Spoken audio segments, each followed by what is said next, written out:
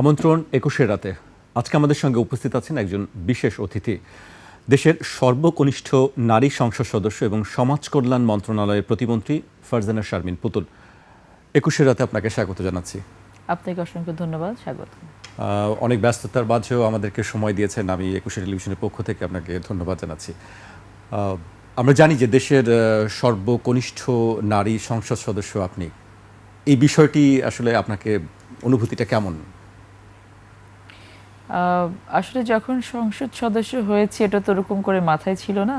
হওয়ার পরে দেখলাম যে সেরকম একটি বিষয় ঘটেছে। ভালো লেগেছে অবশ্যই, খারাপ লাগার তো কথা না। তবে এখান থেকে আসলে সুযোগ অনেক, শেখার সুযোগ অনেক আছে। চাই যে যারা সিনিয়র আছেন তাদেরকে দেখে ভালো কিছু করব, ভালো কিছু করার সুযোগ থাকবে ভবিষ্যতে। তবে অনুভূতিটা একটু অন্যরকম অবশ্যই ছিল। জি, যোগ্য বাবার যোগ্য মেয়েই সবাই বলছেন, সেটাই বলারই কথা। আপনার কাছে আসলে মানে রাজনীতিতে কবে আসলেন? মানে রাজনীতির সঙ্গে তো সরাসরি জড়িত ছিলেন না, যদিও রাজনৈতিক পরিবারে আপনার বেড়ে ওঠা জন্ম। হ্যাঁ, পরিমণ্ডলটা তো রাজনৈতিক ছিল ছোটবেলা থেকে। আমার একেবারেই ছোটবেলার স্মৃতিটা আছে হচ্ছে আমাদের 35 মিন্টো রোড। তখন আমার বাবা roads and highways state minister ছিলেন। 91 সালের কথা বলছি আমি। তো সেখানেই কেটেছে ছেলেবেলা, তখন ক্লাস 2তে পড়ি আমি। তো ছোটবেলা থেকে এই পরিমণ্ডলে মানুষ, সব কিছু মিলিয়ে রাজনীতি করবো এটা ডিসাইডেড ছিলাম না কখনোই। আমি খুবই ইন্ট্রোভার্ট একজন মানুষ ছিলাম।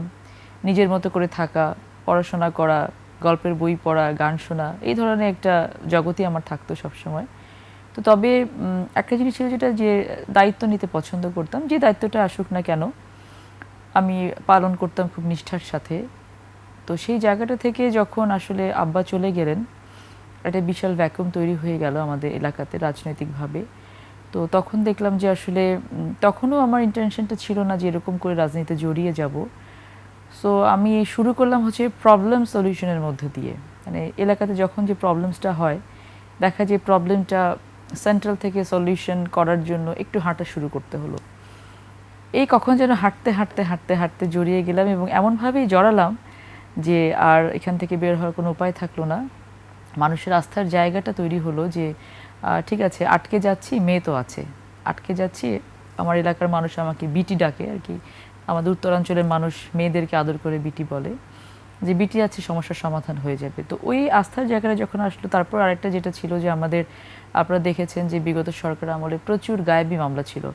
Since I am a lawyer, এখানে একটা বিশাল সাপোর্ট আমার ছিল। শুধু আমার লালপুর বাগাতিপাড়া বা আমার আসনের মানুষ না, পুরো নাটোর জেলার বা রাজশাহী, ওখানে আমার প্রচুর ক্লায়েন্ট আছে যাদের মামলাগুলো আমি করতাম, করেছি।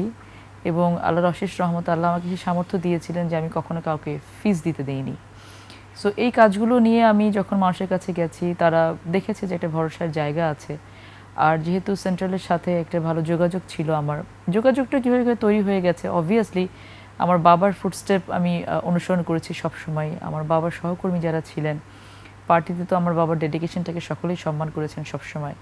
তো সেই জায়গাটা থেকে পরিচিতি হলো, দলও আস্থা রাখা শুরু করলেন, কিছুটা ভালো লাগাও শুরু হলো আস্তে আস্তে, যখন দেখলাম যে মানুষকে আসলে রিলিফ দিতে পারছি।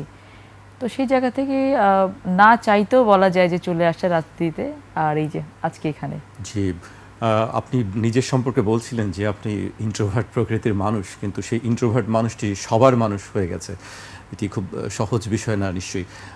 আমি আপনার দায়িত্ব গ্রহণের দিন, সময়টি আপনি একটি ফেসবুকে স্ট্যাটাস দিয়েছিলেন, সেই স্ট্যাটাসটি আমি একটু উল্লেখ করতে চাই, দর্শকদের উদ্দেশ্যে আমি সেটি পড়ে শোনাতে চাই। আজ মন্ত্রণালয় প্রথম দিন। দীর্ঘ ৩৩ বছর আগে যে অফিসে বসে আব্বু দেশের জন্য কাজ করেছিলেন, আজ আমি সেই একই অফিসে বসে দেশের জন্য কাজ করতে যাচ্ছি। পোস্টে আপনি লিখেছেন, দিনরাতে এমন কোনো মুহূর্ত নেই যখন আমার বাবা আমার সঙ্গে থাকেন না। আপনি উল্লেখ করেছেন, আজ অফিসে বসে পাশের বোর্ডের ৬ নম্বর তালিকায় আব্বুর নামের দিকে যতবার চোখ পড়েছে মনে হয়েছে আব্বু আমাকে বলছেন, আমি তোমার জন্য এখানে অপেক্ষা করছিলাম। প্রথমবার এমপি হয়েই সেই বাবার সেই জায়গাটিতে আপনি বসেছেন, নিশ্চয়ই অন্যরকম একটি আবেগের বিষয়। এটা আসলে মানে ভাষায় প্রকাশ করার মতো আমার কোনো ভাষা নেই জানা। ওদিন যখন আমি গেলাম মন্ত্রণালয়ে, প্রথম অফিসে বসলাম, তো আমার অনার বোর্ডে দেখি যে আব্বার নামটা ওখানে আছে। তো আমাকে বলা হলো যে আব্বা এখানে বসে কাজ করতেন। তো এটা আসলে আমার এক্সপেকটেশনের ভিতরে ছিল না, কারণ এটা অনেক আগের কথা। আমার ধারণা ছিল যে হয়তো রুম চেঞ্জ হয়েছে, মন্ত্রণালয় চেঞ্জ হয়েছে, তো সেখানে একই রুম একই জায়গা। তো সেখানে যাওয়ার পরে আমাকে যখন এটা বলা হলো, আমি আসলে ইমোশনটাকে কন্ট্রোল করতে পারি নাই। আর এটা ট্রু যে আসলে আমি আজকে যা বা যেখানে দাঁড়িয়ে আছি, আমার সব কিছু আমার বাবা কেন্দ্রিক। এটা ছোটোবেলা থেকে আমি আমার বাবার খুব, মানে হি ওয়াজ মাই বেস্ট ফ্রেন্ড। আমার জীবনে এমন কিছু নেই যে আমার বাবা জানতেন না। তো এবং আমাদের ভেতরে সম্পর্কটা ছিল, যে কোনো বিষয়ে আমাদের আর্গুমেন্ট হতো বসে, এবং ফ্যামিলির সিদ্ধান্তগুলি উনি নিতেন, আমার সাথে বসে কথা বলতেন। যদিও আমি কিন্তু আমাদের 4 ভাই বোনের মধ্যে 3 নাম্বার, সবার বড় না, বাট ওনার সাথে আমার সম্পর্কটা অন্যরকম ছিল। উনি আমার উপর আস্থা রাখতেন, আমার সিদ্ধান্তকে উনি প্রায়োরিটি দিতেন। তো সেই জায়গাটা থেকে আমি বাবাকে ফলো করতাম। এবং এখনও যখন আমি কোনো প্রবলেমে পড়ি, এখনও যদি মনে হয় যে মনটা খারাপ, এখনও যদি মনে হয় যে কোনো সিদ্ধান্ত নিতে হবে, আমি চোখ বন্ধ করে চিন্তা করি যে আব্বু থাকলে কীভাবে এটা নিতেন। আমার 24 ঘন্টার মধ্যে প্রত্যেকটা সময় তিনি আমার সাথে থাকেন, আমার ডিসিশন মেকিংয়ের ক্ষেত্রে, আমার পথ চলাটা কোনটা ভালো হবে কোনটা মন্দ হবে সব কিছু আমি চিন্তা করি তাকে কেন্দ্র করে, তার সমস্ত নীতিগুলোকে আমি ধারণ করার চেষ্টা করি। আমি জানি না কতটুকু পেরেছি বা পারবো ভবিষ্যতে, বাট আমার চেষ্টাটা সেটা থাকে। আর আমরা একটি জয়েন্ট ফ্যামিলিতে বড় হয়েছি। আমার বাবা ছিলেন সবার বড় সেই ফ্যামিলির, প্রায় 35 সদস্য বিশিষ্ট একটি ফ্যামিলি আমাদের বনশ্রীতে এখনো বাসা আছে, বিশাল। হ্যাঁ। তো এখন এই, যদিও এখন অনেক ছোট হয়ে এসেছে, কারণ কাজিনরা সবাই যে যার মতো ব্যস্ত হয়ে গেছে, বিয়ে শাদী করে অনেকে চলে গেছে, কেউ বিদেশে থাকে, বাট ওই বাড়িটা এখনো, ওই বনশ্রী বাড়িতে সব চাচারা অনেকেই মারা গেছেন, চাচিরা কাজিনরা সবাই একসাথেই থাকে। তো একটা বন্ডিংয়ের ভেতর আমি বড় হয়েছি, যে বন্ডিংটা আমাকে শিখিয়েছে যে যদি তোমার পুরো দায়িত্ব আসে, এই দায়িত্বটাকে পালন করার জন্য তোমার কাছের মানুষ যদি তোমার সাথে থাকে, ইউ ক্যান গো এনিওয়ার, যে কোনো পর্যায়ে তুমি যেতে পারো। তো আমি যেটা ফিল করেছি যে আমি যখন রাজনীতিতে এসেছি, যে আমার এলাকার মানুষগুলো দেখেছি তারা আমাকে চায়, সেই বন্ডিংটা তারা ক্রিয়েট করতে চায়। এবং আমি যখন দেখেছি তারা আমার উপর আস্থা রাখছেন, আমার তখন বারবার মনে হয়েছে যে বাবা যেভাবে করতেন আমি কি পারবো কি না। আমি বিভিন্ন মানুষকে জিজ্ঞেসও করেছি যে আমি কি সেভাবে পারবো, তা তখন তো ওনারা আমাকে আশ্বস্ত করেছেন যে না তুমি পারবে, আমরা মনে করি যে তুমি পারবে। সো এই যে বোথ সাইড ইন্সপিরেশনগুলো যখন এসছে, একদিকে মনের ভেতরে, মস্তিষ্কে, মনে, মগজে সবসময় বাবা। তার কোন জায়গাটি আপনাকে সবচেয়ে বেশি টানে, বা তার আদর্শের জায়গাটি বা চেতনার জায়গাটি কোনটা আপনার কাছে খুব স্ট্রং মনে হয় যে আমার বাবার এই জিনিসটি আমার? তার স্ট্রং পার্সোনালিটি, এবং তিনি প্রত্যেকটা মানুষকে সেই মানুষটার মতো করে ট্রিট করতেন। একটা মানুষ, আমার বাবার সম্পর্কে আজ পর্যন্ত আমি কারো কাছে কোনো নেগেটিভ ওয়ার্ড শুনিনি। এবং প্রতিটা মানুষের সাথে, ধরেন আমি দেশের বাইরে কোথাও গেছি, কখনো শুনেছেন যে আমি এসেছি, হয়তো দেখা করতে এসে বলেছেন যে আপনি পটল ভাইয়ের মেয়ে, দেখা করতে আসলাম। উনি আমার জীবনে এটা করেছেন। প্রতিটা মানুষের দেখা যায় তার একটা ইন্ডিভিজুয়াল গল্প আছে, এবং একটি মানুষকে তার মতো করে ট্রিট করাটা কিন্তু খুব ডিফিকাল্ট একটা বিষয়, এটা সবার পক্ষে সম্ভব না। তার যে সাহসিকতা ছিল, এবং সবার জন্য নিজেকে উজাড় করে দেয়া, নিজের জন্য কিছু না রেখে সবার জন্য উজাড় করে দেয়া, এটা অন্যরকম। আপনি যদি আমার এলাকাতে কখনো যান, আপনি যদি বলেন যে আমি পটল মন্ত্রীর বাড়িতে যাব নিশ্চয়ই, ইনশাআল্লাহ, দেখবেন যে আপনাকে যেভাবে নিয়ে যাবে, আপনার মনে হবে না যে ফজলুর রহমান পটল মারা গেছেন। সো এই তিনি প্রতিটা মানুষের হৃদয়ে এমন করে গেঁথে আছেন। তো আমার যে জিনিসটা তার সব থেকে বেশি আমার ভেতরে টানে, যে এই যে প্রত্যেকটা মানুষকে তার নিজের মতো করে ট্রিট করার বিষয়টা, এবং সব কিছু নিজেকে বিলীন করে সবার হয়ে যাওয়াটা। তো ওই জিনিসটা আমি চেষ্টা করি, পারবো কতটুকু আমি জানি না। আমরা জানি যে মানুষের সেই প্রত্যাশা আপনি পূরণ করতে পারবেন নিশ্চয়ই, সেটি হচ্ছে সামনে, আমরা সেই অপেক্ষায় থাকব। এবার একটু আপনার কাজের বিষয়ে কথা বলতে চাই। মন্ত্রণালয়ের খুব গুরুত্বপূর্ণ মন্ত্রণালয়ের দায়িত্ব পালন করছেন, বেশি দিন হয়নি, 2 মাস মাত্র, বা 2 মাসে কিছুদিন হয়েছে। এই কাজ করতে গিয়ে 2 মাসে আসলে আপনার কাছে কি মনে হয়েছে, যে প্রতিবন্ধকতাগুলো কি? আসলে আমরা, আমাদের সমাজ কল্যাণ মন্ত্রণালয়টা, এটা যতগুলো সেক্টর নিয়ে কাজ করে, দেখা যায় যে সমাজ কল্যাণ এবং মহিলা ও শিশু বিষয়ক মন্ত্রণালয়, দুটো মন্ত্রণালয় বেশ ওভারল্যাপিং আছে কাজের। তো মোর দেন 80% পপুলেশন অফ দ্য কান্ট্রি এটা নিয়ে এই দুটো মন্ত্রণালয় কাজ করে। তো সমাজ কল্যাণ মন্ত্রণালয়ের রিচটা হচ্ছে সারা দেশে।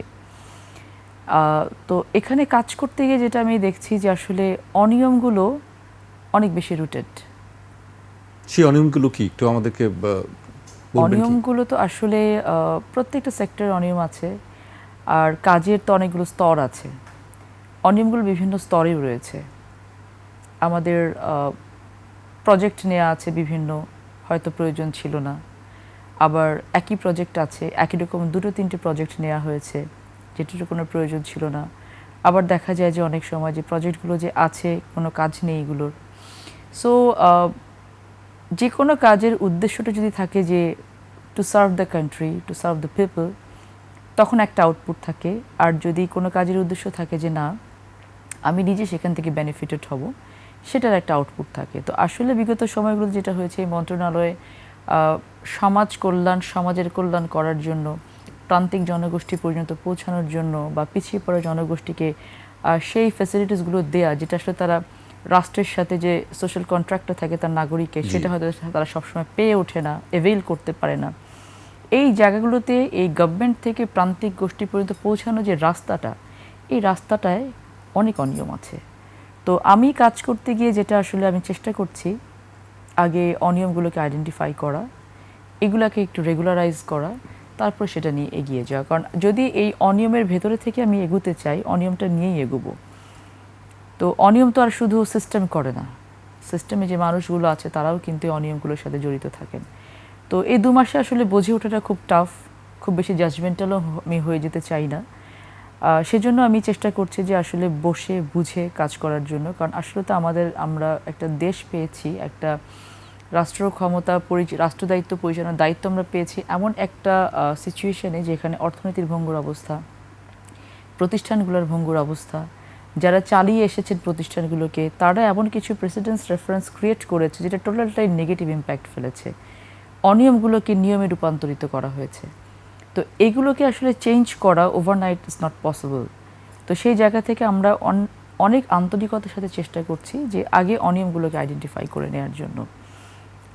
বেগ পেতে হবে, আমরা জানি সেটা, এটা আমরা জেনে নিয়ে আমরা আসলে দায়িত্ব নিয়েছি। কারণ আসলে মানুষের উপকার যদি আমরা করতে চাই, এটা আমরা বুঝে গেছি যে কেবলমাত্র স্ট্রাকচারাল ডেভেলপমেন্ট দিয়ে সম্ভব না। স্ট্রাকচারাল ডেভেলপমেন্টের নামে, অবকাঠামোগত উন্নয়নের নামে কিন্তু প্রচুর মেগা প্রজেক্ট নেওয়া হয়েছে। প্রজেক্টগুলো নেওয়া হয়েছে, আমরা দেখেছি যে বারংবার এটার সময় বৃদ্ধি করা হয়েছে, বাজেট বৃদ্ধি করা হয়েছে। আলটিমেটলি কিন্তু সেটা যদি সেই বাজেট বা সময় যদি আমাদের প্রিজার্ভ থাকতো, আমরা কিন্তু অনেক এগিয়ে যেতে পারতাম। এখন বুঝি যে ইন্টেনশনটা তো আসলে খারাপ ছিল, ভেতরে ঢুকে দেখছি যে ইন্টেনশনটা আসলে কত খারাপ ছিল। তো চেষ্টা করছি যে উন্নয়ন বলতে যেন মানুষের জীবন মানের উন্নয়নটাকে আমরা বোঝাতে পারি।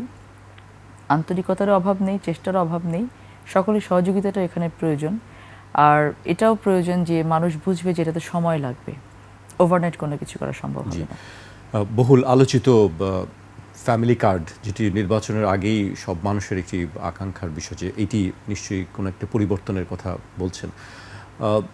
আপনারা সেটি শুরু করেছেন এবং এটা কি আপনি বলেছেন যে এটি সার্বজনীন করা হবে, বা এটি আসলে কাদের জন্য বা কিভাবে এটি সার্বজনীন করা হবে, পরিকল্পনাগুলো যদি আমাদেরকে একটু বলতেন। এটা বেসিক্যালি ফ্যামিলি কার্ডের দুটো পার্সপেক্টিভ আছে। একটা হচ্ছে যে ইকোনমিক্যালি একটি পরিবারের বয়োজ্যেষ্ঠ নারী সদস্যকে ইকোনমিক্যালি তাকে একটু ডেভেলপ করা, আবার তাকে মানসিকভাবে আশ্বস্ত করা যে এই যে মহিলা সদস্য যিনি পরিবারের সকাল থেকে রাত পর্যন্ত যে কাজটা, যে শ্রমটা, যে কেয়ারটা, যে ভালোবাসাটা তার পরিবারের প্রতি দিচ্ছেন, এটা একটি বাইরের কোনো মানুষকে দিয়ে দিতে গেলে তাকে কিন্তু একটা পারিশ্রমিক দিতে হবে। বাট আমরা কিন্তু রিকগনিশনও তাকে দিই না। আমরা কজন আছি ঘরে ফিরে রাতে মাকে বলি যে মা তুমি সারাদিন অনেক কষ্ট করেছো, তোমাকে অনেক ধন্যবাদ, অথবা আমার চাচিকে বা খালাকে বা ফুপুকে বা শাশুড়িকে সেই কথাটা বলি। তো সরকার চেয়েছেন যে আমরা যেন তাদের এই আনসিন ওয়ার্কটাকে রিকগনিশন দিই, তাদেরকে অ্যাপ্রিসিয়েট করি। এটা একটা পার্সপেক্টিভ। সেকেন্ড যেটা আছে যে একেবারেই প্রান্তিক যারা, অথবা যারা খুবই হতদরিদ্র, যারা কর্মক্ষম না, তাদের মাসে হয়তো ওষুধটার জন্য হয় তার সন্তানের কাছে হাত পাততে হচ্ছে, অথবা তার স্বামীর কাছে হাত পাততে হচ্ছে, অথবা ভাইয়ের কাছে হাত পাততে হচ্ছে। সেটা না করে সে যেন মানসিকভাবে স্বাবলম্বী হন, নিজেরটা যেন নিজে করতে পারেন। এই দুটো পার্সপেক্টিভ থেকে আসলে ফ্যামিলি কার্ডটাকে ইন্ট্রোডিউস করা হয়েছে। এবং এটা বাংলাদেশের ইকোনমির চালিকা শক্তি হিসেবে কাজ করবে, কারণ এটাতে টাকাটা ফ্লোটিং হচ্ছে, টাকাটা তার কাছে যাচ্ছে। 2,500 টাকা এটা অল্প টাকা না, যার কিছুই নেই তার জন্য মাসে 2,500 টাকা কিন্তু অনেক বড় একটা ব্যাপার। এবং সেটা যখন তিনি কিছু কিনতে যাচ্ছেন সেখানে টাকাটা ফ্লোটিং হচ্ছে, তার বাচ্চার জন্য খরচ করছেন সেখানে টাকাটা ইউজ হচ্ছে। এই টাকাটা কারা পাবে, কতদিনে পাবে, প্রশ্নটা সবার মধ্যেই থাকে। বেনিফিশিয়ারিটা সিলেক্ট করা হচ্ছে প্রক্সিমিন টেস্টের মাধ্যমে, পিএমটি মেথড বলি আমরা এটাকে, স্কোরিংয়ের মাধ্যমে হয়। যে স্কোরিংয়ের মাধ্যমে একটি সিলিং ধরা হয় 816কে, যে 816 পয়েন্টের নিচে যারা, সেখানে হতদরিদ্র, দরিদ্র, নিম্নবিত্ত, মধ্যবিত্ত, উচ্চবিত্ত ভেবে ভাগ করা হচ্ছে। সার্বজনীন বলা হচ্ছে এইভাবে যে ফ্যামিলি কার্ডটা সবাই পাবে, আমিও পাবো, আপনার ওয়াইফও পাবেন। বাট যেহেতু এটা আমি হতদরিদ্রতে পড়ছি না, বা আমি এটাকে, আমার এটা প্রয়োজন নেই, সেক্ষেত্রে কার্ড আমি পাবো, কিন্তু কার্ডের যে টাকাটা, আমার পোষণের টাকাটা আমি সরকারকে ডোনেট করে দিচ্ছি, অথবা যিনি পাওয়ার যোগ্য তাকে ডোনেট করে দিচ্ছি। সো এই যোগ্যতার বেসিসে কে পাবে, যেমন ধরুন একজনের বাড়ি নেই, আবার একজনের বাড়ি আছে কিন্তু টিনের ছাদ, আবার একজনের বাড়ি আছে কিন্তু পাকা বাড়ি। সো এই তিনজন কিন্তু 3 সেক্টরে পড়বেন। আবার যারা ধরেন একজন বিধবা ভাতা পাচ্ছেন, আমি তাকে যদি ফ্যামিলি কার্ড দিতে চাই, তার বিধবা ভাতাটা তাকে আমরা বন্ধ রাখছি, হোল্ড করছি, কারণ একটা বিধবা ভাতা হয়তো 950 টাকা বা 750 টাকা হয়, কিন্তু ফ্যামিলি কার্ড তো 2,500 টাকা, তখন ওটাকে তার সারেন্ডার করতে হচ্ছে, এটা দিচ্ছি। সো সার্বজনীন এই অর্থে যে এটা কোনো টার্গেটেড কেউ নেই যে তিনি পাবেন, যেখানে আসলে একটা করাপশনের স্কোপ থাকে, টার্গেট ওরিয়েন্টেড কিছু থাকলে। আমি একটু যোগ করি যে এর মধ্যে অপোজিশন থেকে কেউ কেউ বলছেন যে এটি আসলে স্বচ্ছতা নেই, বা যার পাওয়ার কথা সে পাচ্ছেন না, এরকম কোনো কিছু কি ঘটছে? এটা যেহেতু আমরা একটা পাইলটিংয়ে আছি, সো ট্রায়াল অ্যান্ড এররের ভিতর দিয়ে আমাদেরকে যেতে হবে। কিছু কিছু জায়গায় এরকম ঘটনা যে ঘটেনি সেটা না, কিছু কিছু ঘটনায় খুবই নমিনাল 2% or 3%-এর মতো, যে দেখা গেছে যে এমন কেউ পেয়েছেন যেটা হচ্ছে তার হয়তো পাওয়ার কথা না, মানে হতদরিদ্র, আমরা তো ইনিশিয়ালি হতদরিদ্রকে দিচ্ছি, উনি হয়তো দরিদ্র ক্যাটাগরিতে পড়েছেন, হতদরিদ্র ক্যাটাগরিতে পড়েননি। সো সেখানে যেখানে এই এররগুলো এসেছে সেখানে আমরা ইনস্টেড ওটাকে হল্ট করেছি যে আপনি পাবেন, বাট সেকেন্ড ফেজে গিয়ে পাবেন। আগে হতদরিদ্র বাংলাদেশি যারা আছেন, যাদের একেবারেই প্রয়োজন, এখন কিছুই নেই, তারা পাবে, সেকেন্ড ফেজে গিয়ে দরিদ্র পাবে, তারপরের ফেজে গিয়ে কিন্তু মধ্যবিত্তরা পাবে। আর এখানে স্বচ্ছতার জায়গাটা এটাই, রাজনৈতিক পরিচয় বিবেচ্য কি না, সেটাই বলছি, স্বচ্ছতার বিষয়টা এখানে এসছে যে আপনার যেহেতু বেনিফিশিয়ারি আপনি আইডেন্টিফাই করছেন স্কোরিংয়ের মাধ্যমে, যেটা কোয়েশ্চেনিয়ার আছে, আমাদের যারা এটা ডিস্ট্রিবিউশন লেভেলে আছে, কোনো পলিটিক্যাল কানেক্টেড কোনো মানুষ এখানে নেই, কোনো দলীয় মানুষ নেই, এখানে আছে ইউনিয়ন পর্যায়ে যারা আছেন, ইউনিয়ন পরিষদে যিনি থাকবেন, ইউনো থেকে শুরু করে একটি কমিটি করে দেওয়া হচ্ছে সমাজ কল্যাণ মন্ত্রণালয়ে কয়েকটা মেম্বারকে দিয়ে, সেই কমিটির মাধ্যমে কিন্তু ইনফরমেশন গ্যাদার করাও হচ্ছে, এবং সেই ইনফরমেশন ইনপুট দেওয়া হচ্ছে, ডেটাবেজে আসছে, ডেটাবেজে আসার পরে স্কোরিং হচ্ছে অটোমেটেড সিস্টেমে। স্কোরিংটা হওয়ার পরে যারা বেনিফিশিয়ারি হবেন তাদের কাছে জানা হচ্ছে যে আপনি কোন মেথডে টাকাটা পেতে চান, মোবাইল ওয়ালেটের মাধ্যমে নাকি ব্যাংক অ্যাকাউন্টের মাধ্যমে। তিনি যে মেথডটা সিলেক্ট করছেন সেই মেথডে আইবাসের মাধ্যমে গভর্নমেন্টের কাছ থেকে সরাসরি টাকাটা তার অ্যাকাউন্টে চলে যাচ্ছে, মাঝখানে কিন্তু কেউ এখানে নেই। এবং আপনি যে ইনফরমেশনটা গ্যাদার করছেন সেখানে কিন্তু কোনো রাজনৈতিক প্রতিনিধি রাখা হয় নাই যে সেখানে কোনো ম্যানিপুলেশন বা স্বজনপ্রীতির বিষয়টা ঘটবে। এখানে এখন আপনি বলতে পারেন যে যাদেরকে দেওয়া হয়েছে তারা যে স্বজনপ্রীতি করবে না তার কি গ্যারান্টি। সো এখানে গ্যারান্টিটা তো আমরা এরকম করে কেউ দিতে পারি না, বাট আমরা ধরেই নেই যে যেহেতু এখানে সরকারি কর্মকর্তা কর্মচারীদেরকে দেয়া হচ্ছে, তাদের তো একটা জবাবদিহিতার জায়গা এখানে অবশ্যই আছে, যেহেতু এটা স্কোরিংয়ের মাধ্যমে আসে, স্কোরিং যদি অ্যালাউ না করে তাহলে কিন্তু তারা এটা কাউকে দিতে পারবে না। সো স্বচ্ছতার জায়গাটা আমাদের এখানেই, এখন পর্যন্ত সেরকম সিগনিফিকেন্ট কোনো ধরনের কোনো কমপ্লেইন আসেনি, একটা দুটো কমপ্লেইন হয়তো আসতে পারে যেটাকে আমরা অলরেডি আইডেন্টিফাই করে এটাকে অ্যাড্রেস করা হয়ে গেছে। আপনি বলছেন যে আমরা জানি যে এটি পাইলট প্রকল্পের মাধ্যমে চলছে এটি, কিন্তু ভবিষ্যতে আসলে এটির পরিধি কতটা বাড়তে পারে, সেরকম কি পরিকল্পনা আছে আপনাদের? এটা আমরা তো প্রায় 4 কোটি মানুষকে, 4 কোটি মহিলাকে বেসিক্যালি পরিবারের মহিলা সদস্যদেরকে দেব, এবং গ্র্যাজুয়ালি প্রত্যেক বছর আমরা একটা পরিকল্পনা করছি যে কোন বছর কতজনকে দেওয়া হবে। পাইলটিংটা আমরা শেষ করার পরে যেটা আমরা বুঝবো যে আমাদেরটা মেথডটা ঠিক আছে কিনা, আমাদের ডিস্ট্রিবিউশন লেভেলে, ডিস্ট্রিবিউশন এন্ডে গিয়ে কোনো ম্যানিপুলেশন হচ্ছে কিনা, অথবা আমাদের ম্যাটার চেঞ্জ করার কোনো প্রয়োজনীয়তা আছে কিনা। এখন পর্যন্ত আমরা যেটা দেখেছি যে না, আমরা সব ঠিকঠাক মতো করতে পারছি। যদি সেটা হয় জুন নাগাদ আমরা আরও 2টা ফেজে এটা পাইলটিংয়ের কাজটা শেষ করে নিয়ে ইনশাআল্লাহ বাজেটের পর থেকে সারা বাংলাদেশে আমরা একযোগে ওই যেটা বললাম হতদরিদ্র দরিদ্র নিম্নবিত্ত এভাবে আমরা কিন্তু প্রজেক্টটা শুরু করতে পারবো ইনশাআল্লাহ। আপনি বাজেটের প্রসঙ্গ তুলছিলেন, বাজেটে আসলে আপনার যেই প্রকল্প সেক্ষেত্রে এই ব্যয়টা কিভাবে আসবে, কতটুকু বাজেট আপনার জন্য বরাদ্দ থাকবে? এটা তো আমরা অবশ্যই আমাদের প্ল্যানিংগুলো আছে এবং বাজেট তো এলোকেশন আমাদের রাখতেই হবে এই প্রজেক্টের জন্য। আমাদের ধরুন একটা দেশের ডেভেলপমেন্টের জন্য তো আমরা বিভিন্ন ধরনের প্রকল্প নিই, বিভিন্ন ধরনের কাজ হাতে নিই। যেমন বিগত ফ্যাসিস্ট আমলে দেখা গেছে মেগা প্রকল্প নেওয়া হয়েছে, হিউজ বাজেট এলোকেশন করা হয়েছে এবং সময়টাকে সময় বৃদ্ধি করা হয়েছে, বাজেট বৃদ্ধি করা হয়েছে। দেখা গেছে ম্যাক্সিমামই এই যে টানেল তৈরি করা হয়েছে একটা জিরো রেজাল্ট। এই বাজেটগুলো যদি আমরা এখানে এলোকেট করি, যে বাজেটগুলো আমরা এখন নিতে পারবো, এই ফ্যামিলি কার্ড বলুন, কৃষক কার্ড বলুন, আমাদের ধর্মীয় গুরুদের জন্য যে বেতন ভাতা আমরা দিচ্ছি, আমরা যারা স্পোর্টস রিলেটেড যারা আছেন তাদেরকে কিন্তু আমরা একটা বেতন ভাতা দিচ্ছি। এটা কেন দিচ্ছি আমরা? এটা কি তাদেরকে আমরা আর্থিকভাবে একবারে কি স্বাবলম্বী করে দিচ্ছি? নো।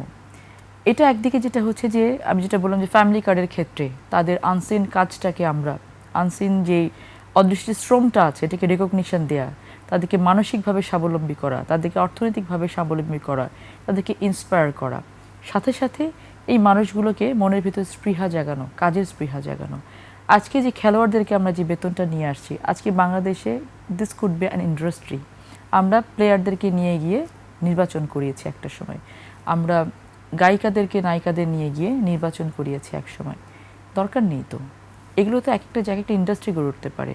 স্পোর্টস নিয়ে আমরা ভালো করতে পারি, আমরা আমাদের যে কালচারাল সেক্টরটা আছে এটাকে সেখানে একটা ইন্ডাস্ট্রি গড়ে তুলতে পারি। যার যার জায়গায় স্বকীয়তা অর্জন করে যদি আমরা দেশে বিদেশে নাম করতে পারি, এটা আমাদের জন্য হিউজ।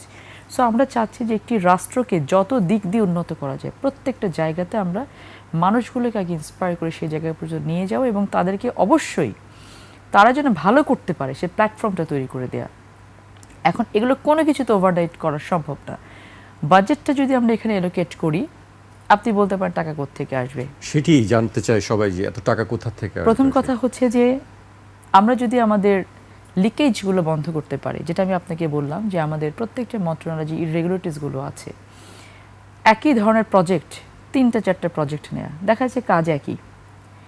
আমরা ওয়ার্কফোর্স তৈরি করেছি 8-10 বছর ধরে, প্রজেক্ট শেষ করে ওয়ার্কফোর্সটা ফেলে দিচ্ছি, নতুন করে আবার প্রজেক্ট নিচ্ছি আবার নতুন করে ওয়ার্কফোর্স তৈরি করার জন্য। তাহলে এই যে আমি ধরেন 100, 200, 500, 8 বছর 9 বছর ধরে একটা প্রজেক্টে একটা মানুষকে স্কিল্ড করে গড়লাম, এই স্কিলটাকে আমি ফেলে দিচ্ছি, আমি কিন্তু অপচয় করছি।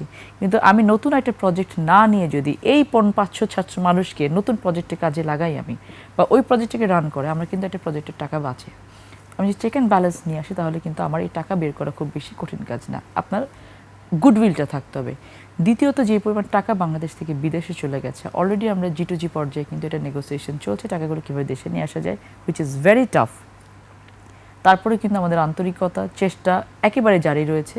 শুধু তাই না, আমরা অনেক ধরনের প্রাইভেট ফার্মের মাধ্যমে চেষ্টা করছি এগুলোকে কীভাবে লিগেলি এগুলোকে দেশে নিয়ে আসা যায়, কারণ এগুলো দেশের টাকা। এগুলোকে ফিরিয়ে নিয়ে আসা গেলে কিন্তু আমাদের বাজেটের ঘাটতি অনেক কমে যাবে এবং এই টাকাগুলো দেয়া কিন্তু কোনো মতে ইটস এন ইনভেস্টমেন্ট। আপনাকে ধরেই নিতে হবে যে আমরা যে এই ইনভেস্টমেন্টগুলো করছি এটা কিন্তু আলটিমেটলি মানব সম্পদ তৈরি করবে এবং আমরা কিন্তু এটা করেই শুধু ক্ষান্ত হচ্ছি না, আমরা ফিল করি এবং এটা ফিল সবারই করা উচিত যে আমরা যদি রুটটাকে ভুলে যাই, আমাদের রুট হচ্ছে গ্রাম, আমরা যদি গ্রামটাকে উন্নত করতে পারি আমাদের কিন্তু অনেক ইকোনমিক্যালি আমরা উন্নত হব। সেক্ষেত্রে এই যে মানুষগুলোকে আমরা ভাতা দিচ্ছি, এই মানুষগুলোকে আমরা কিন্তু কর্মক্ষম করে তাদের শ্রমটাকে কিন্তু আমরা ইকোনমির সাথে কানেক্ট করার কাজও হাতে নিচ্ছি। আপনি যদি খাল খনন কর্মসূচিটা দেখেন, এই খাল খনন কর্মসূচিতে কত হাজার লক্ষ মানুষের কিন্তু কর্মসংস্থান হবে। সেই জায়গাটাতে আমরা কিন্তু আমি এই যে 2 তারিখে আমি আমার এলাকাতে যাব, আমি 4টা খাল খনন কর্মসূচি উদ্বোধন করে রেখে আসবো। এই কাজগুলোতে যদি আমরা তাদেরকে সম্পৃক্ত করতে পারি, সেখানে কিন্তু কর্মসংস্থান হচ্ছে।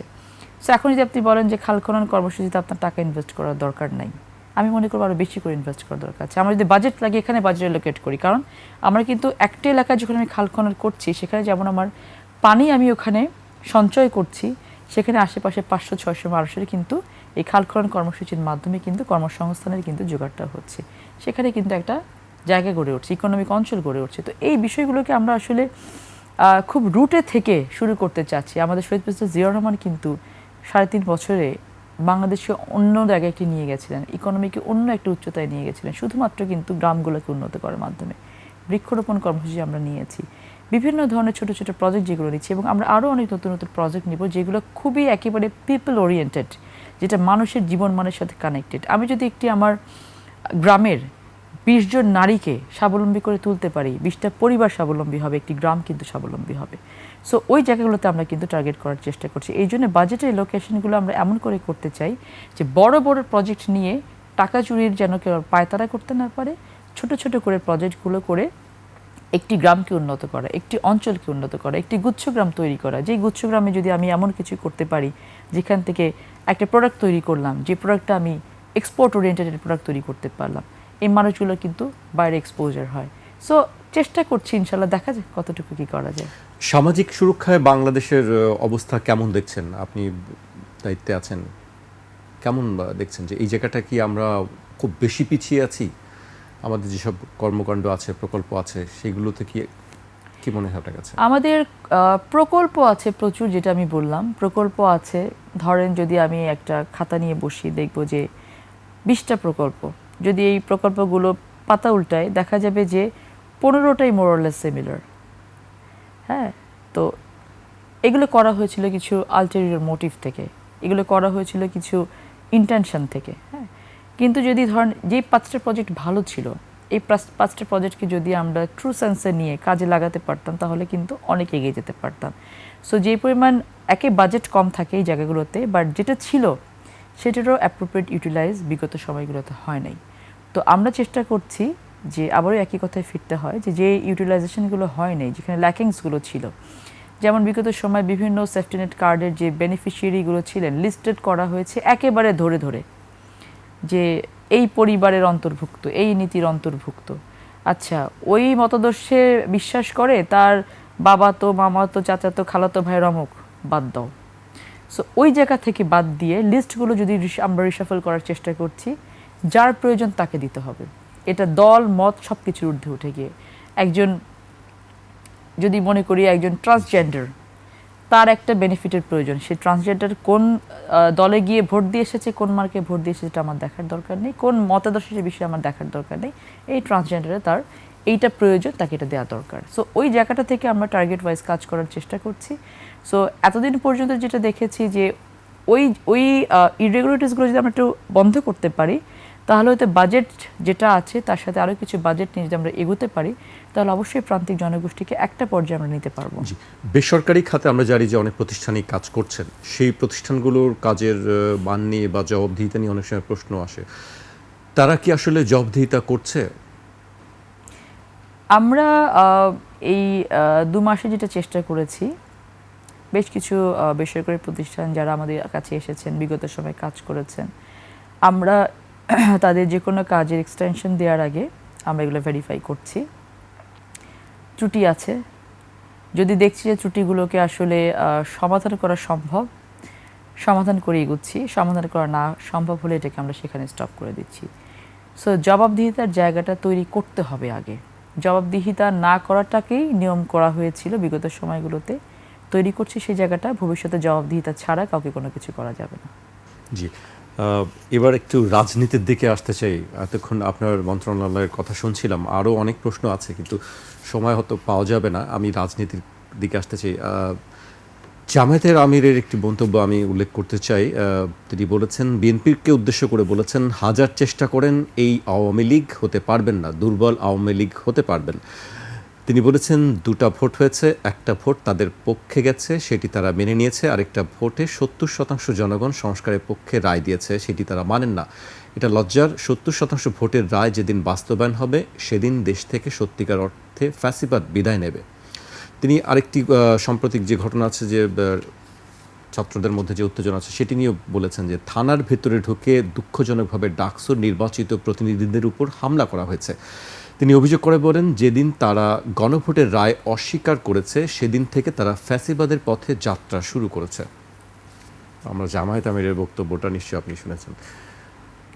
প্রথম কথা হচ্ছে যে আমরা কেন আওয়ামী লীগ হতে চাইবো? প্রশ্ন আমারও সেটি, যে কেন বিএনপি আওয়ামী লীগ হতে চাইবে? আমরা কেন আওয়ামী লীগ হতে চাইবো, এটা আসলে উনি কোন সেন্সে বলেছেন এটা উনি ভালো বলতে পারবেন।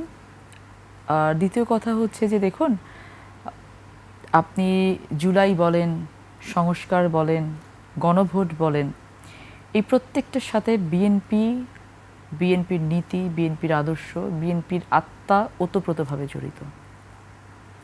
জুলাই সনদের স্বাক্ষর আমরা আগে করেছি।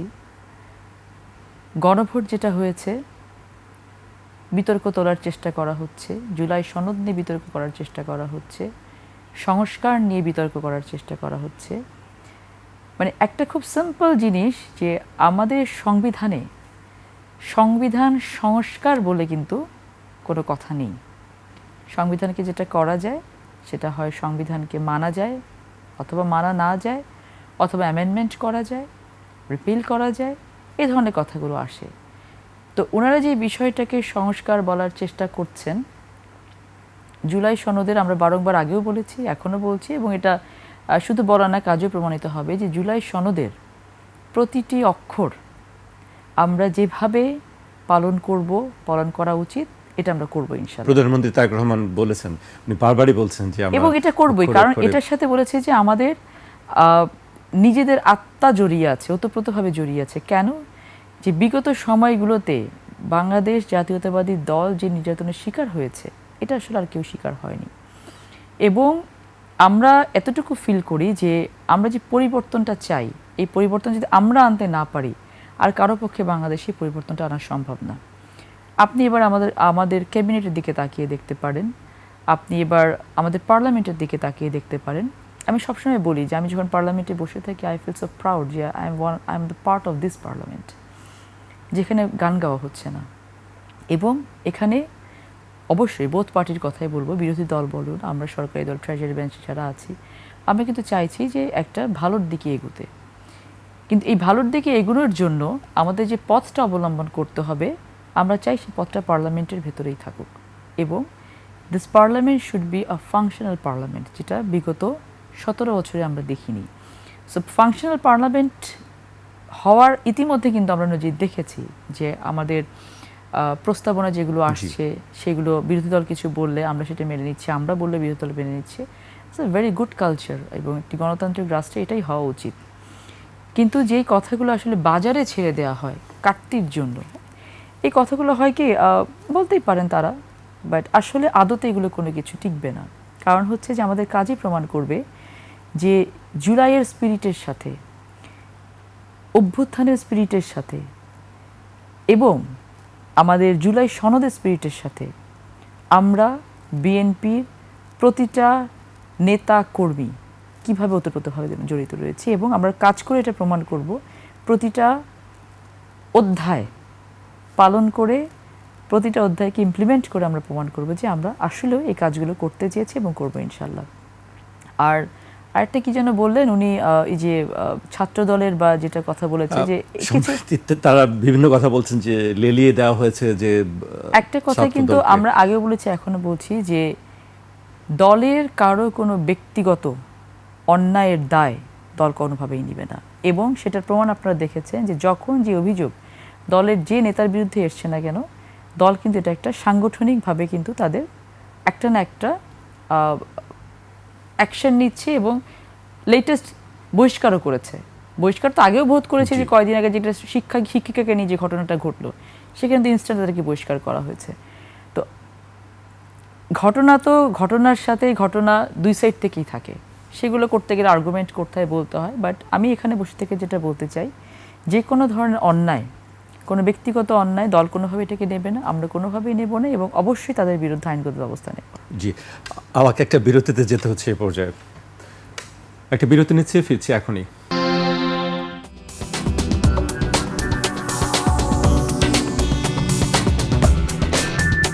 বিরতির পর আবারও স্বাগত। আপনারা দেখছেন 21 রাত। আমাদের সঙ্গে আছেন সমাজ কল্যাণ মন্ত্রণালয়ের প্রতিমন্ত্রী ফারজানা শারমিন পুতুল।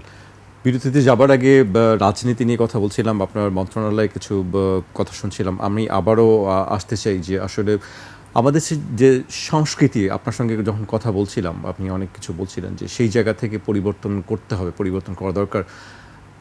সেই কী ধরনের পরিবর্তন আসলে আপনারা এর মধ্যে করার চেষ্টা করছেন, বিশেষ করে মন্ত্রণালয়ের বিষয়গুলো? আমরা জানি, আমরা যেটা বিশ্বাস করি জাকির ভাই, যে আমরা যদি আমাদের মানসিকতা পরিবর্তন না করি, তাহলে আমি যতই আইন করি না কেন, সিস্টেমকে যতটাই ডেভেলপ করার চেষ্টা করি না কেন, সিস্টেমটা তো নিজে চলে না। সিস্টেম তো চালায় যারা চালিকা শক্তি থাকেন, আমরা মানুষ। সো আমরা যদি মনে করি যে আমরা ম্যানিপুলেটিভ হব না, আমরা করাপশন করব না, তখনই কিন্তু একটা সিস্টেমটা চলতে পারে। পরিবর্তন আনার যে কথা আমরা বহু আগে থেকে বলে এসেছি, পরিবর্তন কিন্তু ইতিমধ্যে আমরা শুরু করেছি। আমি যদি আমাদের সরকারের কথা বলি, যে সরকারের দায়িত্বভার গ্রহণের পর থেকে শুরুতে একেবারে প্রথম সংসদীয় কমিটির মিটিংয়ে আমাদের মাননীয় প্রধানমন্ত্রী জনাব তারেক রহমান, তিনি যেটার বিল অলরেডি আমরা ক্যাবিনেট মিটিংয়ে পাশও হয়ে এসছে, যে আমরা ডিউটি ফ্রি গাড়ি নেব না এমপিরা, প্লাস আমরা কোনো ধরনের ল্যান্ড যেটা এলোকেট করা হয় সেটা নেব না। আপনি দেখেছেন বাংলাদেশে গত 2 মাসে কিন্তু প্রোটোকলের কারণে, সিগন্যাল আটকে রাখার কারণে বাংলাদেশে কোনো জ্যাম হয়নি। আমাদের মাননীয় প্রধানমন্ত্রী সহ আমরা যারা আছি, ক্যাবিনেটে যারা আছি, আমরা অ্যাটলিস্ট প্রোটোকল নিয়ে চলাফেরা করি। জনগণের কাছ থেকে সরকারের যে দূরত্বটা, এই দূরত্বটা কিন্তু মিটিগেট করার কিন্তু জন্য কিন্তু এটা অনেক বড় একটা পরিবর্তনের আভাস। জ্বালানির যেই একটা ক্রাইসিস চলছে, বৈশ্বিক যে সমস্যাটা চলছে, এটা সারা বিশ্বে এটার ছাপ পড়েছে, বাংলাদেশেও পড়েছে। আমাদের এখানে আমরা চেষ্টা করেছি প্রতিনিয়ত যে আমাদের সাপ্লাইটা চেইনটা যেন ইনট্যাক্ট থাকে, আমরা রাখতে পেরেছি আলহামদুলিল্লাহ। আমরা যারা ক্যাবিনেটে আছি, আমাদের কিন্তু জ্বালানি তেল 30% কমিয়ে দেওয়া হয়েছে, এবং আমাদেরকে বলা হয়েছে যারা আমরা এফোর্ড করতে পারি তারা যেন আমরা কোনোভাবেই জ্বালানিটা আমাদের গাড়ির জন্য যেটা লাগে এটা যেন আমরা মন্ত্রণালয় থেকে বা আমরা পুল থেকে না নিই। ইভেন আমাদেরকে আমাদের ক্যাবিনেট মিটিংয়ে প্রাইম মিনিস্টার এটাও বলেছেন যে আপনারা যারা কাছাকাছি থাকেন, try to share your vehicle. আপনারা যখন সংসদে যাচ্ছেন অথবা আপনারা যখন সচিবালয়ে আসছেন, কাছাকাছি থাকলে আপনি যদি একটা ভেহিকেল ইউজ করেন, জ্বালানিটা কম লাগছে, ইভেন আপনারা রাস্তায় জ্যামটাও কম হচ্ছে। সো এই বিষয়গুলো যে অল্পতেই কিন্তু ভালো থাকা যায়। ইভেন একটা ট্র্যাডিশন ছিল যে গার্ড অফ অনার নেওয়া, সকল মন্ত্রী প্রতিমন্ত্রীরা গার্ড অফ অনার নিতেন, সেটাও কিন্তু আমাদেরকে নিরুৎসাহিত করা হয়েছে। সো এই যে এই পরিবর্তনগুলো, একজন সরকারি, আমরা তো সরকারি কর্মচারী বলা যায়, প্রজাতন্ত্রের হচ্ছে কর্মচারী আমরা, কিন্তু এই কর্মচারীদেরকে অনেকাংশে এমন একটি ভাইব দেওয়া হয়, এমন একটি ইমপ্রেশন ক্রিয়েট করা হয় যে আমরা জনগণের কর্তা। সেখান থেকে কিন্তু আমাদের সরকার চেষ্টা করছে জনগণকে সাথে রেখে জনগণের সাথে কানেক্টেড থাকার জন্য এই গ্যাপগুলো করে নিয়ে আসা। সো এটা যদি আপনি, বলছি খুব সহজভাবে, বাট এটা কিন্তু কেউ কখনো করেনি। এই যে জনগণের সাথে কানেক্টেড থাকার এই প্রক্রিয়া কিন্তু এটা কিন্তু পরিবর্তন, এবং এটা কিন্তু যদি চলতে থাকে আপনি দেখবেন যে বাংলাদেশে মন্ত্রীরা কিন্তু নিজেদেরকে মনে করবে না যে আমি অনেক বড় কিছু হয়ে গেলাম, কারণ আমরা জনগণের কাছ থেকে এসেছি, জনগণ আমাদেরকে এখানে বসিয়েছে, আমাদের জনগণের কাছে জবাবদিহি করতে হবে, আবার ওখানে ফিরে যেতে হবে। এই জিনিসটা যদি আমাদের 24 ঘন্টা মাথায় থাকে, তাহলে আমাদের কিন্তু সেই ভয়টা থাকবে যে I will have to answer his question. So এই জায়গাটা কিন্তু আমরা সবসময় ক্রিয়েট করার চেষ্টা করছি, এবং আপনারা দেখেন যে আমরা 9টার সময় আমাদের কিন্তু অফিসে হাজির হতে হয়। এই যে ডিসিপ্লিন মেনটেনের জায়গাটা, যে আমি মন্ত্রী হয়েছি, আমি বেলা 12টার সময় অফিসে গেলেও চলবে, নো। আমাকে যখন একটু চেয়ারে বসানো হয়েছে, ইটস আ রেসপন্সিবিলিটি, আমাকে দায়িত্ব দেওয়া হয়েছে। সো আমি যত আগে অফিসে যেতে পারবো ততগুলো কাজ কিন্তু আমি বেশি করতে পারবো। এই জায়গাগুলো কবে কি করেছে আমি তো আমার জীবদ্দশায় দেখি নাই। আমার বাবা তো 2বার মিনিস্টার ছিলেন। এই চেঞ্জেসগুলো কিন্তু আমি প্রথম দেখছি। সো আমার যেটা মনে হয় যে পরিবর্তনের বাতাসটা অলরেডি শুরু হয়েছে, এটা ইনশাল্লাহ আমরা কন্টিনিউ করব, এবং পুরো পরিবর্তনটাই আমরা করতে চাই হচ্ছে যে জনগণের কাছে থাকার জন্য, জনগণকে বোঝানোর জন্য যে বিগত সময়ে যা হয়েছে ভবিষ্যৎ বাংলাদেশে সেটা আর কখনো হবে না ইনশাআল্লাহ। জি, আপনার কথা শুনতে ভাল লাগছে। আপনার নিজেরও নিশ্চয়ই জীবন পরিবর্তন হয়ে গেছে, জীবন যাপনের কথা বলবো আমি, সেটি এত ব্যস্ততার মধ্যেও আপনাকে সকাল 9টার সময় অফিসে যেতে হয়, কিন্তু রাতে আপনাকে তাহলে খুব আর্লি নিশ্চয়ই ঘুমাতে যেতে হয়। সম্ভব হয় না, মানে এটা রাত্রি 1টা পর্যন্ত 1:30টা পর্যন্ত দেখা যায় যে আমার বাসায় এলাকার মানুষজন থাকে, কারণ আসলে যেহেতু এখন সংসদ চলছে, বাসায় তো ধরেন সংসদ দিয়ে 8টায় শেষ হয়ে যায়, রেয়ারলি 8টায় শেষ হয়। যেদিন ক্যাবিনেট মিটিং থাকে আমাদের, সেদিন হয়তো 8টায় শেষ হয়ে যায়, অনেক সময় 8:30টায় ক্যাবিনেট মিটিং থাকে, আর না হলে দেখেন 9টা পর্যন্ত সংসদ চলে। তো বাসায় ফিরতে ফিরতে 9:30 10টা বেজে যায়। তো সারাদিন তো মন্ত্রণালয়ে আসলে তো সকল মানুষ আসতে পারেন না, এলাকার মানুষ অনেক সমস্যা থাকে। আর আমরা যখন ভোট চাইতে মানুষের কাছে গেছি, তাদেরকে তো অনেক আশ্বাস দিয়ে এসেছি, কথা বলেছি, যেগুলো আসলে ওভারনাইট করা সম্ভব না, কিন্তু মানুষের আসলে অনেক এক্সপেকটেশন আছে। কিভাবে সামাল দিচ্ছেন এই মানুষের যে প্রত্যাশাটা, এত রাত পর্যন্ত দীর্ঘ সময় তারা অপেক্ষা করছে, এটি কিভাবে? নিশ্চয়ই অ্যাটলিস্ট চেষ্টা করি তাদের সাথে হাসি মুখে কথা বলার, বলি যে বাবা একটু সময় লাগবে বা মা একটু সময় লাগবে, ওভারনাইট তো সব কিছু হবে না, প্রবলেমগুলো শোনার চেষ্টা করি এবং যতটুকু পারি প্রতিদিনই চেষ্টা করি যে অ্যাটলিস্ট আমার লালপুর বাগাতিপাড়া থেকে যে মানুষগুলো যে প্রবলেমটা নিয়ে আসছে অ্যাটলিস্ট অ্যাড্রেস করার চেষ্টা করি, সলিউশনটা যতটুকু পারি করার চেষ্টা করি। আসলে সারা বাংলাদেশের মানুষ তো আসলে অনেক ভুগেছে গত 17 বছর, অনেক চাওয়া পাওয়া, অনেক কষ্ট, অনেক না পাওয়া নিয়ে তারা যন্ত্রণা নিয়ে আছেন। তো মনে করেন যে হয়তো এখনই সব আমাদের হয়ে গেলে ভালো হতো, কিন্তু আসলে এখনই হয়ে যাওয়ার জন্য তো আসলে দেশটাকে একটু স্টেবল করতে হবে। তো সেই জায়গা থেকে সবার সাথে কথা বলি, এতটুকুই চেষ্টা করছি এখন, আর যখন যতটুকু প্রবলেম সলভ করা পসিবল হয় করে দিচ্ছি, সেভাবেই চলছে। বাট আবার দেখি যে যদি একদিন গিয়ে দেখি যে বাসায় মানুষজন নেই, তখন আবার খারাপ লাগে যে ওনারা আসলেন না, মনে কি খারাপ করলেন। সো মানুষ আসলে পলিটিশিয়ানদের ইটস আ ডাইলেমা, লাইক আপনি যখন মাছকে পানি থেকে তুলে নিয়ে আসবেন, মাছ কিন্তু ছটফট করে। সো আমাদের ওই জনগণের সাথে থাকাটাই আসলে অভ্যস্ত হয়ে গেছে আমরা, চলছে এভাবেই। জি, এভাবেই চলবে নিশ্চয়ই, আশা করি আমরা। আপনি দুদক সংস্কার কমিশনের সঙ্গে ছিলেন, একজন সদস্য ছিলেন। দুদকের সমস্যাগুলো আপনার কি দেখতে পেয়েছেন বা সুপারিশ কি ছিল, সেই জায়গাটি কেন আগালো না? আমরা দেখলাম গত সরকারের সময়। কি মনে হয় আপনার কাছে? দুদকে আসলে ওটা তো ওই যে কাগজে বাঘ ছিল একটা আসলে, এবং বেসিক্যালি দুদকটাকে ইউজ করা হতো হচ্ছে আপনার ম্যানিপুলেটিভ ওয়েতে।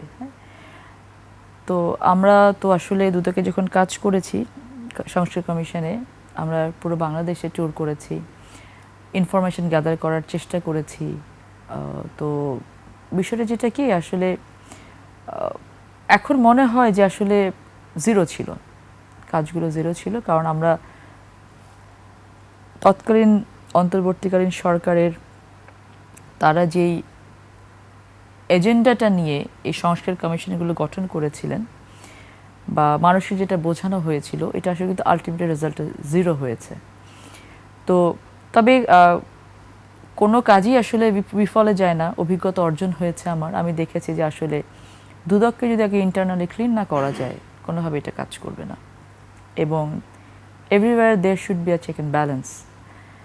আর দুদকটাকে যদি আপনার আসলে ফাংশনাল করতে হয়, তাহলে দুদককে ঢেলে সাজাতে হবে। প্রস্তাবনাগুলো আমরা সেরকম করেই দিয়েছিলাম, বাট সমাধান তো দূরের কথা, এগুলোকে অ্যাড্রেস করাও হয়নি। আমরা চেষ্টা করব যে দুদকটাকে ডেফিনিট অর্থে দুদকের যে কাজ, স্বাধীনভাবে কাজ করতে পারার একটি যে সংগঠন আছে, সেটি কি আসলে আমরা দেখতে পাবো সামনের দিনগুলোতে? আমরা দেখেছি সবসময় যে হয় সরকারের দিক থেকে একটা প্রভাব ছিল আগে, অথবা রাজনৈতিক প্রভাব ছিল, সেই জায়গাটি কি আমরা সামনে? দেখুন, একটি ডেমোক্রেটিক কান্ট্রিতে আপনি কোনো ইনস্টিটিউশনকে 100% আপনি কিন্তু স্বাধীন বলতে পারবেন না। এখানে চেক অ্যান্ড ব্যালেন্স থাকে, কিন্তু যেই ন্যাক্কারজনকভাবে নেকেটলি যে ইন্টারফেয়ারেন্স যেটা বিগত সময়গুলোতে প্রত্যেকটা প্রতিষ্ঠানের উপরে ছিল, যে বাংলাদেশের সিটিং চিফ জাস্টিসকে বেরিয়ে যেতে হয়, হ্যাঁ, তো এই ধরনের ইন্টারফারেন্স বাংলাদেশ আর কখনো যেন না ঘটে, সেই দিকে আমাদের আন্তরিক প্রচেষ্টা থাকবে, চেষ্টা থাকবে। কারণ আমরা যেটা চাই সেটা হচ্ছে যে দেখুন, আমরা থাকবো না, মানুষ থাকবে না, কিন্তু ইনস্টিটিউশনগুলো তো থাকবে। সো ইনস্টিটিউশনগুলো যেন ইনট্যাক্ট থাকতে পারে, সেখানে আমরা সেরকম করে পলিসি মেক করতে চাই। কিন্তু পলিসি মেক করেও আপনি কিন্তু শেষ হবে না। আপনি পলিসিগুলো নিয়ে যারা এগোবেন, যারা ইমপ্লিমেন্টেশনের জায়গায় থাকবেন, তাদেরকে কিন্তু ওই মানসিকতার পরিবর্তনটা আনতে হবে। আপনি যদি স্বাধীনতা মানে বলে দেন যে একটা প্যারালাল গভর্নমেন্ট স্টাইলের কোনো কিছু, হ্যাঁ, যে তার কোনো চেক অ্যান্ড ব্যালেন্স থাকবে না, তার জবাবদিহিতার কোনো জায়গা থাকবে না, তখন কিন্তু সে আবার নিজের মতো করে কাজ করে, যে কেউ করা শুরু করবে। সো আপনাকে অবশ্যই এমন কিছু ইনস্টিটিউশন গঠন করতে হবে যেটা তার নিজস্ব কাজটা করবে এবং ট্রু সেন্সে নিজস্ব কাজটা করবে। একেবারে শেষ পর্যায়ে চলে এসেছি, আমাকে শেষ করতে হবে। সমাজের কল্যাণে আপনার পরবর্তী পদক্ষেপগুলো কি, বা কি স্বপ্ন দেখেন আপনি মানুষের কল্যাণের জন্য, বা আপনার মন্ত্রণালয় থেকে কি পদক্ষেপগুলো? আমার মন্ত্রণালয় থেকে আমাদের তো কিছু স্ট্রাকচারাল ওয়ার্ক আছে, সেই জায়গাটা থেকে আমি মনে করি যে শুধুমাত্র যেটা আমরা সেফটিনেট যে নেটওয়ার্কিংটা আছে সেখানে ভাতা প্রদান করে আমরা একটি সাময়িক যেই সমস্যাটার সমাধান করছি, এটাকে আমরা চাই যে বেসিক্যালি ইন্টিগ্রেটেড সিস্টেমে সবগুলো একটি একটি জায়গার মধ্যে, একটা সিস্টেমের মধ্যে নিয়ে এসে বাংলাদেশের যেই প্রান্তিক জনগোষ্ঠী আছে, দরিদ্র যারা আছে, তাদেরকে একটা সেক্টরে রূপান্তরিত করা এবং এই সেক্টরকে কর্মক্ষম করে গড়ে তোলা। তাদেরকে কর্মক্ষম করে গড়ে তোলার জন্য সরকারের যে ধরনের সহযোগিতা প্রয়োজন, প্রজেক্ট দিয়ে হোক, ফান্ড দিয়ে হোক, গ্র্যান্ট দিয়ে হোক, আবার আপনার তাদের প্রোডাক্টগুলোকে এক্সপোর্ট করার জন্য ফ্যাসিলিটিস দিয়ে হোক, ইনফ্রাস্ট্রাকচার দিয়ে দেওয়া হোক, এগুলো কিন্তু প্রজেক্ট আমাদের আছে। আমরা হাসপাতাল করছি সমাজ কল্যাণ মন্ত্রণালয় থেকে, আমরা প্রতিবন্ধীদের জন্য স্কুল করছি, সেবা করছি, প্রতিবন্ধীদের জন্য তারা যেন কাজ করতে পারে সেই ধরনের কাজ তৈরি করছি। আমরা নতুন একটা প্রজেক্ট তৈরি করার চেষ্টা করছি, care giver, which is the future. তো এই কাজগুলো করানোর চেষ্টা করছি। সো সমাজের কল্যাণ মানে, সমাজ তো একটা অ্যাবস্ট্রাক্ট ধারণা, মানুষের কল্যাণই সমাজের কল্যাণ। সো আমি যদি মনে করি যে আমার গ্রামে 20টা ঘর আছে, আমি চাইবো 20টা ঘর এককভাবে উন্নত হোক। এই কাজটা আমরা করার চেষ্টা করছি। আশা করি সকলের সহযোগিতা পেলে এবং যদি খালি আন্তরিকতা থাকে, এটা খুব বেশি কঠিন কাজ না। জি, নিশ্চয়ই আপনার মনোবল আপনাকে আরও সামনে এগিয়ে দিয়ে যাবে এবং নিশ্চয়ই এটি কঠিন কোনো কাজ হবে না আপনার জন্য। আপনি শুভকামনা থাকবে আপনার জন্য এবং আশা করব সামনেও আপনার সঙ্গে নিশ্চয়ই কথা বলার সুযোগ হবে। আপনাকে অনেক ধন্যবাদ আমাদেরকে সময় দেওয়ার জন্য। আপনাকে অনেক ধন্যবাদ। দর্শক, আজ এখানেই শেষ করছি। কাল আবার দেখা হবে ঠিক রাত 12টায়।